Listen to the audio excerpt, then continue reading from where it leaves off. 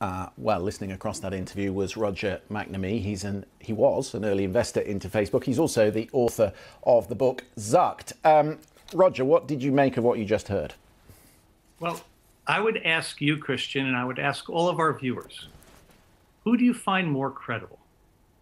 Frances Haugen or Monica Bickert? She says Facebook, Monica Haugen says, Facebook won't change unless it's forced to change. And it was interesting to listen to Monica Bickert just in that final answer, almost agree with her, that it's up to Congress. And Congress, as I said in the introduction, seems to know an awful lot more now about what these algorithms are and how they work. So Christian, here's the thing. Frances Haugen is courageous. She's authoritative. She's utterly convincing. And in contrast to what Monica Bickert said, the documents that she has released were created by the domain experts inside Facebook. This is Facebook looking at its own problems, coming to horrific conclusions, presenting these conclusions to management, and management saying, I'm sorry, we're going to prioritize profits over the public good. Now, to be fair to Facebook, in America, corporations are encouraged to optimize everything for shareholder value. In a sense, it's like the old excuse, I'm just following orders, right? It forgives all manner of sins. But the critical point here is that what Monica Bickert was trying to do was to distract us with statistics that are not relevant to the question. And I would describe it as gaslighting on some of the issues. And the core point here is that Facebook has a level of impact in our lives that is so staggeringly large that disinformation, amplified by its internal algorithms, has undermined the United States COVID response to the point where we have the worst outcomes of any developed country in the world. Their internal systems, their Facebook groups and the like, allowed Stop the Steal to organize an insurrection.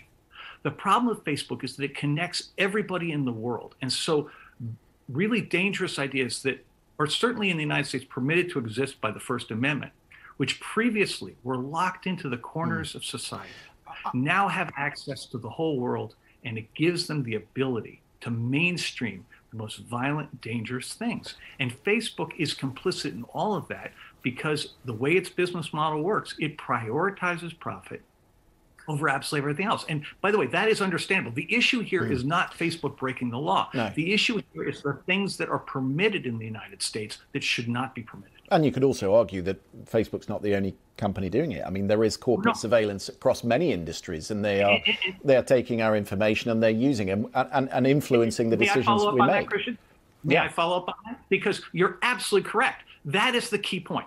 Congress no longer has an excuse for delay. And the thing that was really striking about the hearing today was to see Democrats and Republicans actively talking to each other about new legislation that they might pass. I mean, if you watch the U.S. Senate, they don't pass legislation. So the notion of both sides working together is astonishing. That's how bad this is. Yeah. But I would implore them not to look at this as a Facebook-only problem, because the business model that Facebook uses, which the professor Shoshana Zuboff from Harvard called surveillance capitalism, this notion of using surveillance to monitor everything people do, assembling every digital footprint they leave behind into a model that they can use to predict your behavior, but also with recommendation engines to steer your behavior. So that model began with Google, it went to Facebook, then Amazon and Microsoft, but now it's being deployed by companies across the entire economy. And I believe that Congress, in its duty to protect Americans, needs to look at the example of the Food and Drug Act of 1906 and the environmental acts of the 1960s and 70s, because in those cases, food production in the U.S. before 1906 was really dangerous. It hurt people. Same with pharmaceuticals. Yeah. And then chemicals in the 50s were dumping toxic waste. There's certainly a model there. I mean, what concerned me about this enormous outage yesterday is that we got stories from all around the world, from millions of people who were suddenly taken offline because Facebook, Instagram, WhatsApp, they all work for profit on the same servers. And that really shines a light on the enormous monopoly that these companies have on our everyday life, not just on how we communicate, but on how we order a taxi or order a pizza. They serve as utility companies. In the southern hemisphere, they're used much more widely than we use them here in the north. So here's my question. You say that it's up to Congress to break up those monopolies and to regulate. What about every other government? I mean, what about the UK government? Do we just say, well, until Congress makes a stand about this, there's nothing we can do? Quite the opposite. I believe every country in the world should look at its own values and do what it thinks is right. I think the UK should have its own laws. I think the EU should have its own laws. Africa should have its own laws. Asia should have its own laws. Everywhere, South America, everywhere needs to do it. And the critical point here is we do not need a coordinated response here. Every country should pick the thing that bothers them most, the way Australia already did with news organizations, and they should focus on that. Yeah, they took them offline for 5 days, right? And they got them to shift. So, Christian, I think there are three categories of regulation we need, and it can happen anywhere around the world. First is safety.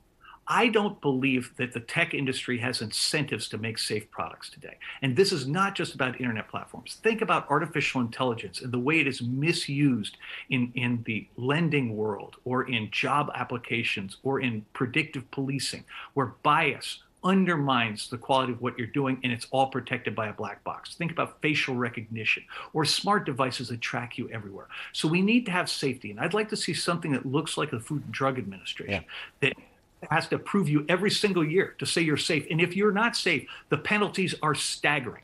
We have to change the incentives. Then secondly, I believe that this business model, surveillance capitalism, where you're literally taking away the right to personal autonomy of every single human being, that is no more morally valid than child labor, which the United States banned in 1938. And I think surveillance capitalism should be banned for the same reason. And at a minimum, you need to ban the use of intimate stuff. So health information, financial information, location, things like that. And then lastly, antitrust. We need to recognize the 21st century is no longer industrial. It's now data economies. And we need to think about how data is used and how monopolies work here. And the outage at Facebook this week is a perfect example of what outdated things are. Roger, I'll have to wrap it there. I would love to talk to you more, but thank you very much indeed for coming on the program. Appreciate it. Thank you for having